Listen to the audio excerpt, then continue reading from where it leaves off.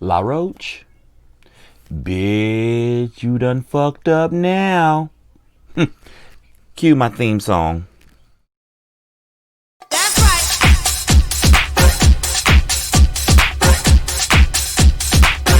Listen, bitch. Bitch. Bitch. Bitch. Bitch. Bitch. Bitch. Bitch. I'm talking to you. Listen, bitch. I'm talking to you. I'm talking to you. Listen, bitch. I'm talking to you.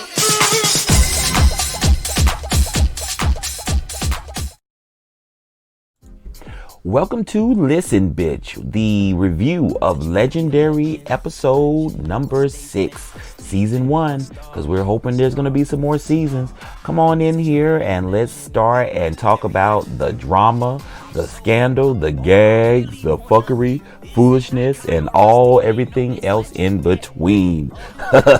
Because this week's episode is jam-packed, and yes, we're going to have to get into one of somebody's ass today. But let's begin. All right. So, starting out, we see Deshaun appear on the screen. Deshaun has on a silver outfit with some nice little shades on and an Afro box futuristic haircut. He always looks good. So, our MC is always fly. And he lets us know that tonight's theme is going to be the intergalactic ball. So it's going to be futuristic. It's going to be spacey. It's going to be techie. Anything futuristic that the girls can bring, or the houses can bring. When I say the girls, I mean the houses, regardless of your identified gender. So moving along. Our first judge to the runway is going to be La Roach. I love this outfit. This outfit is really cute. I love the metallic color changings of it, how the colors sort of change as light hit it. I love the bob. I love the sunglasses. Outfit, would totally wear this. Next to the stage, we have Megan the Stallion coming out looking like Hooker Judy Jetson. Very, very Hooker Judy Jetson, with the silver boots, the hips, the everything. Now, her hair being up in a bun, I really wish it would have been some kind of long hair that like La Roach wore last week, or either a ridiculous ponytail. But when I started craving for that ponytail, here comes out Miss Motherfucking Laomi with this ridiculous ass ponytail. So she had enough ponytail for Megan. This reminds me so much of Janelle's Monáe ponytail look on her Dirty Computer album, where she basically has the ponytail and then has like a lock or a chain or circle, and then more hair connected to the ponytail. If I can throw a picture of that in, I'll throw it in right there. But yeah, this is so sickening. I love what Laomi had on. The outfit was cute. Makeup was right. She's legendary. Okay. So moving along to, I don't know her, Miss Jamila. She comes out, and I mean, it's just something that I've seen before. It really didn't take my breath away or anything like that. Very simple, long silver dress. Hair looked nice, makeup looked nice, earrings. Just meh. So, but love you, Jamila. You tried. But at least you were in theme. And then here we go with another judge who's coming there and not getting in the theme. I mean, y'all coming, you're getting paid. You're like, live a little, go back to wardrobe, get dressed up, have fun. But here comes Chance the Rapper's little brother, whatever his name is. Excuse me. Corona. No, I'm just playing, you guys. But I think more people think coughing than anything else. But yeah, he's a musician. I take it. Ain't listening to any of his music. But what I do know him from is his leaked sex video that he has, where it got leaked from his phone of him playing with himself. Yeah, gag, children, gag. If you don't believe me right now, I'll just sit back and you can Google it. Chance the Rapper's brother leaked sex tape.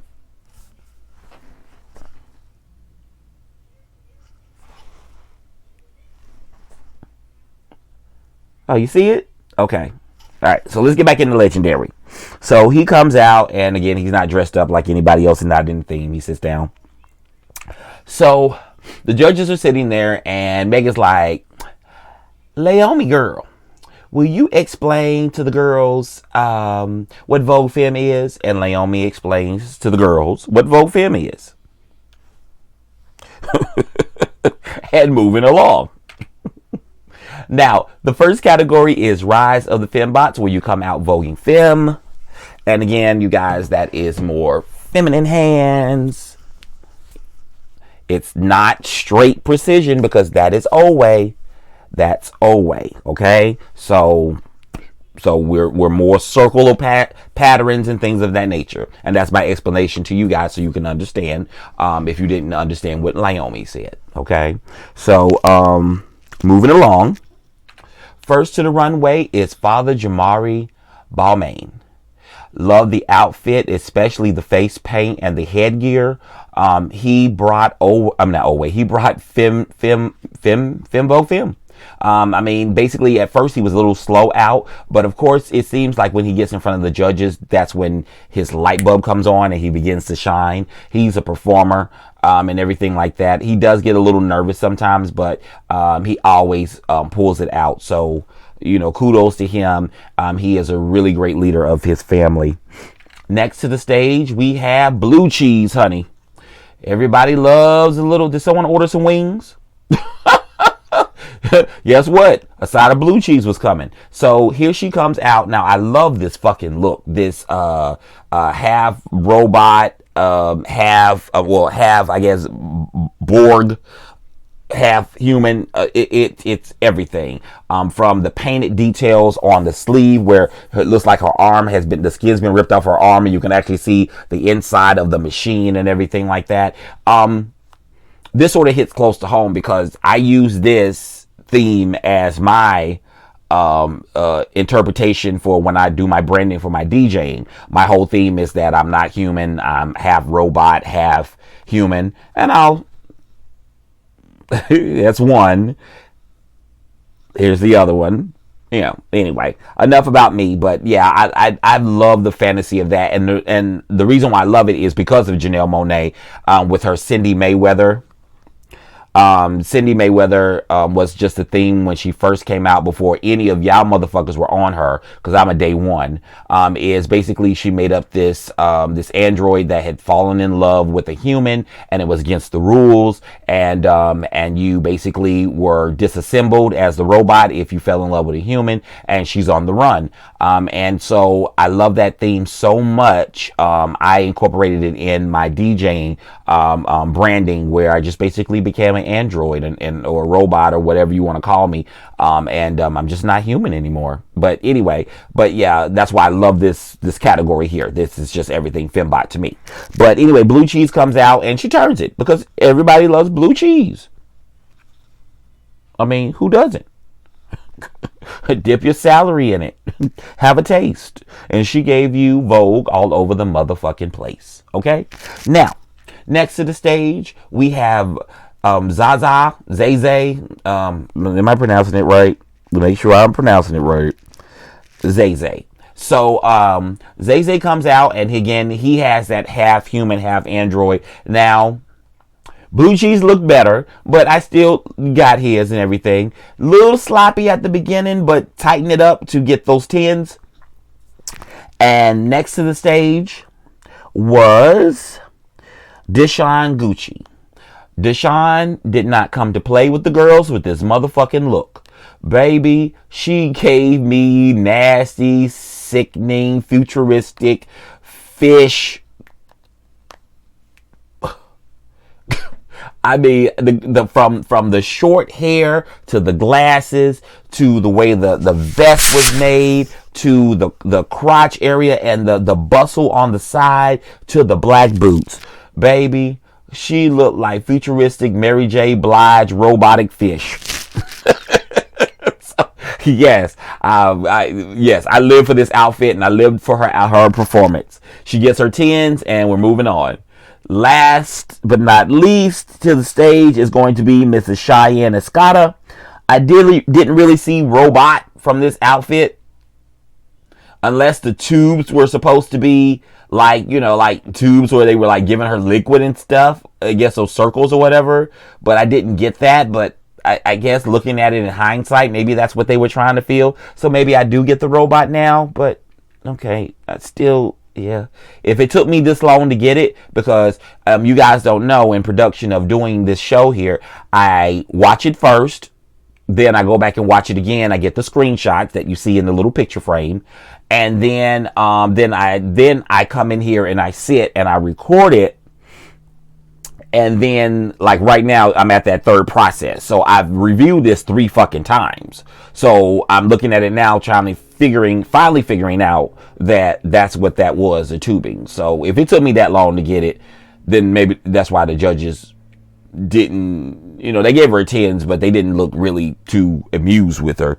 But, they were like, wow. But anyway, moving along, she got her 10s. So they pair off. First versus is going to be Balmain and Ninja. So Balmain again stays in character, being the robot that he is. And he does this move where he acts like he's cranking his leg. He can't get it up without cranking it. And he lifts his leg up and then puts it down and then does a dip. And Blue Cheese is just back there voguing. She ain't really trying to do any like robotic moves to show that she's a robot. So the judges give it to Balmain because, they're loving the fact that he is staying in this robot theme. So anyway, they give it to Balmain. So moving along, here we go with this 3 people shit. Yeah, I threw my phone down.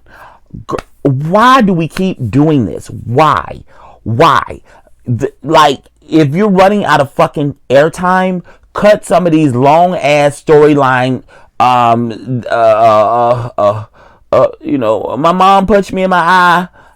I'm tired. I mean, not that I don't care about these people and I'm trying to be funny, but my whole thing is that you need to show the competition. The show is about the competition. It is not about people's backstories.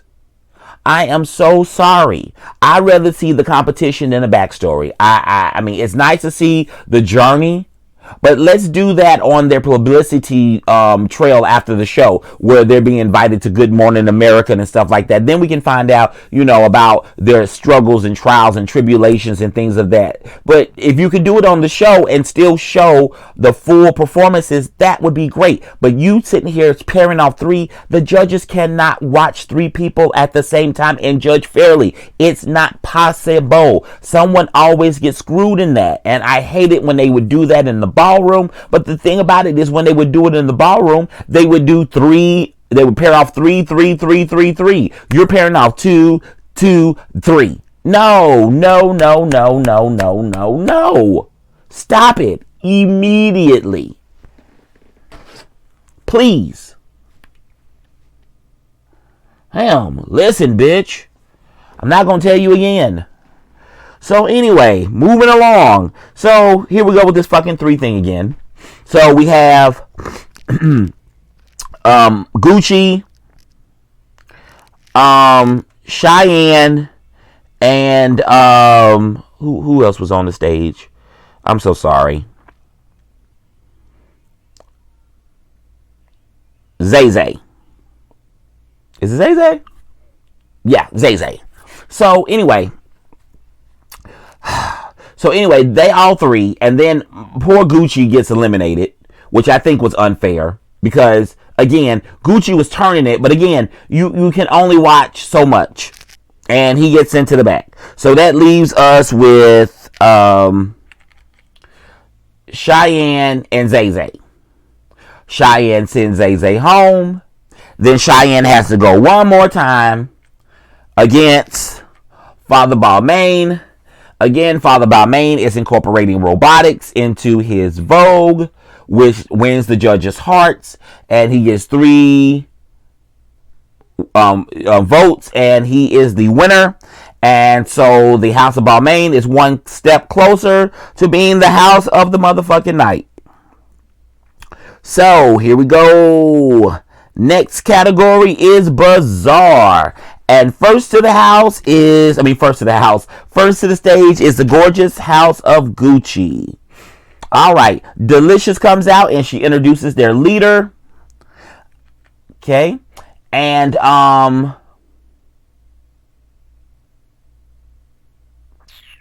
sorry, their leader, who is Jeter.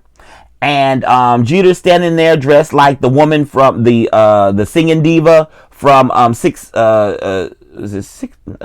I forgot the name of the damn movie, but anyway, y'all know what I'm talking about. Blue Bitch. So she's standing out there, and she's an opera diva, and he's doing these arm movements, and it just looked like he making them up as he's going. It's like he's like, I'm just trying to get to the point where we all join in, that it's off and everything like that. I wasn't living for the hands at all. And so finally he comes down. They all start duck walking and voguing, and then it gets better and it gets nice, and they pull it all together at the end. And so, but the performance was okay. Could have been a little bit better. Next to the stage is the House of Balmain. During the practice, Jamari had on this outfit that looked like the guy from Cameo. He had a little, I guess, the police hat and this like yellow suit and everything. He was just missing the cup. Jamari is so handsome, though. I'll give it to him. So they come out looking like a big ass dress. And I'm gonna call it the mess dress because it was a mess. So they separate, and what they were trying to do was give a little bit of humor. Like, he was like, come on, get it together. Don't embarrass me. You move here. You stay here. Stop. And it was cute to me, but the judges was not feeling it at all. They looked like somebody had taken their food stamp card away from them. Their faces were not happy at all. So in a nutshell, they let them know that they weren't happy with it. And La Roche in particular, oh boy, and here we go with the smackdown on this right here. Honey, he let us know that he doesn't care if the crowd boos him or not, that tomorrow or in the morning or whenever he decides to do so, the check is going to cash. Yeah, I threw my phone again. See, this La Roche, this is the reason why the girls don't want this ballroom scene on this television show. And they don't like Pose. And they don't like anything that comes in that basically can jeopardize the integrity of ball. Because you're out here basically making it clear that you're here for coin. You know what I'm saying? Now, Megan Thee Stallion is here, and we all know she here for that coin. But she ain't vocalized it. So it is so wrong of you to sit up there and ballroom scene and degrade these people who worked so hard to be in it. They sacrifice their money, their time, their energy, their relationships, their sanity. Sometimes these kids don't eat to get ready for balls. And for you just to basically ratify, your job and you getting your check. Girl, that was not cute at all. And you really upset a lot of girls in the ballroom scene. So you need to watch yourself, Miss Thing, because that's not cute at all. It is not cute at all. There is a guy that's in the ballroom group that I'm in, Ballroom Clips, Dips, and Teas. And again, that's ballroom #clips, hashtag dips, hashtag tea. On Facebook. And his name is Dallas Chronicles, and I'll post everything here so you can read along with me. And he wrote something that really, really, really, really got Miss Roach together, honey, because I'm just tired of her and her being trying to be the bitch of the season. And this is what this young man has to say, and I really, really appreciate him. And you guys send him some love on Facebook if you like what he says. Initially, my plan was to give a itemized breakdown of everything on Legendary, from the contestants to the judges to the creative teams to the music, the looks, and the wardrobe to the actual critiques and the creativity, and my own personal opinion on what was remarkable. Remarkable, what was lacking, where the marks appear to have been missed, and things that I'd like to see in the future as a viewer. But after episode 6, I had to snatch all of that and make this post. People all over the world need to understand that ballroom as a whole is a cultural art form and should be recognized as such. There are those who in the ballroom and have dedicated time, money, and sacrifice things to just attend a ball and be around ballroom people. Hell, knowing some of the contestants, some quit jobs and left relationships just to be on the show. And that type of sacrifice is typical for many ballroom folks because there is a real passion for what they're involved in. One of the most beautiful things is going to a ball and seeing newcomers for the first time, eyes light up, walking into a venue floored and amazed by all the art, organized chaos, and uniqueness around them. Because at one point, most of us have been that person. I know I have. That's what got me into the ballroom scene. And again, it is a culture one has to have love for to appreciate. Watching episode 6 of Legendary and hearing Law Roach literally make it clear that she was there for a check was one of the most disgusting and disappointing things on the show thus far. Moving along. And I feel the same way. For everyone involved in the ballroom, it should serve as a slap in the face. The fact that she is not a person of the ballroom community isn't why this post was made, and doesn't hinder her credibility to judge fashion. But even judging fashion has me confused because there are a ton of looks that made no sense and lots that were phenomenal. And instead of being a professional fashion judge and explaining what was wrong or right, what the fit, the print, the style, the fabric, the cut, the theme, and what it needed or what was too much from a fashion standpoint is she aims to be shady, which she does, and that bitch judge. And I get it, TV needs drama, and most shows have a judge like that, but you can be a stern judge and still be a professional and knowledgeable of what you're judging. The self-praising account amount and resume dropping and which runway shows you've sat at has absolutely nothing to do with what you're judging and how you've been judging, and was a tacky ass display of elitism. Right? Just like Dominique did. You don't get to say that to me. Elitism. Kelly Osbourne came on as a guest, and her explanation and attention to creativity and detail of looks and performance is actually what the show is lacking, and Law should have been judging in that manner. But he made it clear that regardless of what he says and does on the show, no matter whose feelings he hurt or who he blatantly disrespect, his check will clear. So for some not emotionally connected to a culture, but chooses to capitalize it from it with fame or fortune, if that isn't a textbook of definition of cultural appropriation, I don't know what is. My brother is speaking to you. I hope you're listening, bitch. Okay? I pray that the show gets a second season because I love seeing ballroom on my screen, and like Laomi said, the world needs to understand where most things artistically beauty and creative and pop culture came from. With most things, the first trial is where you see what works and what doesn't. And if there is a second season, hopefully HBO Legendary allows Law to get back to the front rows of his Paris shows and stay at home to count his money and stay off the Legendary panel. He also goes on to say, congratulations to everyone on the show and much success to you all. And again, that's from DDOLAZS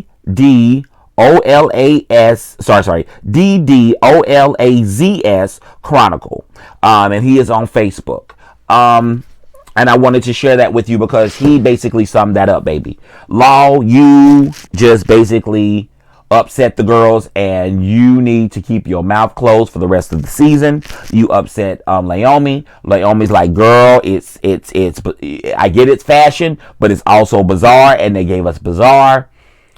He comes back and then drops his resume and what he done and the Paris shows he done sat in the front seat of. And baby, Miss Laomi, without skipping a motherfucking beat, jumps to her feet, and Nancy Pelosi's his ass. Baby, like Nancy Pelosi did Trump, honey, she gave it to him. And he needed every motherfucking bit of that shit. Child, I even threw my phone down because that got me heated. That really got me heated. So we're going to move along. Let me go on back to my notes, child. So, next to the stage is the house of Lavon. And, okay. And if you remember last week, they almost got sent home. So, baby, they had a fire underneath their ass in this bizarre performance here. The look was on point. The performance was everything. They gave bizarre, and it was a full performance. Where some girls didn't do all the performance element, they decided to go ahead and perform because they know that's what the judges were looking for. Even though in bizarre categories it's supposed to be more about your look than the fucking performance. But they were smart, and they went ahead and made sure that they had a full-fledged performance, where the other people sort of tried to rely on the outfits and perform just a smidgen. So the judges loved it, and they let them right on through. Next to the runway, we have the House of Ninja. Hated it. They come out looking like birds of prey. They took forever to come out under that long ass train that the bitch had on, and then it just wasn't good. I'm sorry, Ninja. It just wasn't good, okay? And instead of just beat you down, I'm just gonna move on. All right. So the next to the stage was the House of Escada. Here we go with another slow beginning. But once they got started, it was cute. And London basically carried the full performance. I'm sorry, it wasn't too much they could do in the outfits that they had. When they were trying to do their performance, the outfits were hitting each other and everything like that. So I'm glad that the judges were fixated on London, because looking at everybody else, it could have got worse. So we all bring all the parents back to the stage to find out who is in the top and who's in the bottom, and also who is the overall winner of the house. And the overall winner of the week for the houses is, drum roll, the House of Lavon. Mother is really, really happy. You can tell she's emotional here, like she's about to cry, because again, last week they were about to go home. And it just goes to show you can be in the top one week and the bottom the next, or in the bottom one week and the top in the next. And congratulations to her and her team. So her children come out, take this trophy from her. They go to the back. Then we find out that the gorgeous house of Gucci is safe and Balmain is safe. So the two in the bottom is going to be Escada and Ninja. So they asked Ninja, who you gonna send out? And I'm sitting there going, girl, you know she about to send out Blue Cheese. But she said Sharon. And then Escada, they say, who you sending out? And she says, Charmaine.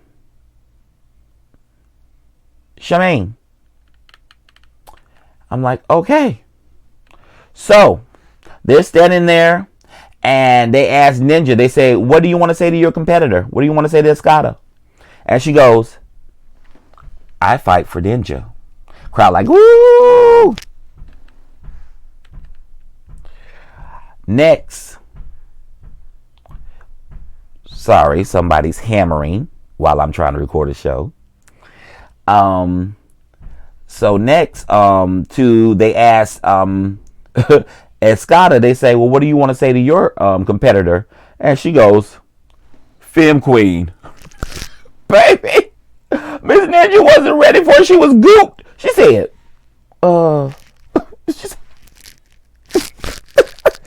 Femme Queen? What is that supposed to mean? Like, honey, I think she actually got in her head with that. Because when they start out, Miss Sharon is trying to do her hair, I guess, to make herself look feminine, honey. She's like, girl, are you trying to say that I'm not feminine? I guess, I'm a woman. Like, what are you trying to say? And Escada's posing, and they get into it, and they start dipping. Miss Escada is in the judge's face, putting her picture frame up, like, look at my fish. Picture it, Sicily. Okay? Honey. Battle. And Miss motherfucking Miss Sharon is doing Dinah Ross Baby Love. I'm like, come on, girl, what are you doing? You are not a supreme. Oh my goodness. In the end, the battle really wasn't all that hot. I already know who it was gonna go to, because again, at the end, it was a landslide across. And they gave it to Miss motherfucking Escada, and Escada stays. And so this is the end for the House of Ninja and Blue Cheese. Blue Cheese is no longer on the menu, so I'm sorry, you cannot ask for blue cheese anymore. It has been removed from the menu. Yeah. Sorry, guys. But Ninja did a wonderful job. I hate to see them go, but we're down to the bottom, so it's going to be what it's going to be. And it is what it is. But definitely, that was legendary. I am so glad that you tuned in again. Again, like I said at the beginning, I'm not going to tell you guys to subscribe, and I'd wait till the end. So if you want to hang around and subscribe, go for it. Click on that subscribe button. If you liked it, thumbs up. If you didn't like it, thumbs down. And again, I am open to constructive criticism. Couldn't get it out. Definitely leave comments down at the bottom. I have shortened the theme song, as you guys asked, so I am listening. Hope you guys have a wonderful rest of your week. This should be posted by Saturday, hopefully by noon. Not noon, well, it's already 12:42 now, so hopefully by 2 o'clock. I'm going to go to a buffet with a friend and hang out. And again, it has been such a pleasure being able to bring this to you guys. And y'all be safe out there. And until next time, when someone is talking to you, you better listen, bitch. I'm out. Later.